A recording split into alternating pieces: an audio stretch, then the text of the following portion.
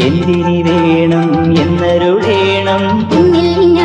പൂവൻ കനിയോ തുമ്പപ്പൂ ചോറോ തൂശനിലതൻ തുഞ്ചത്തു വച്ച പഴം നുറുക്കോ തിരുനെല്ലി കാവിലേ ആ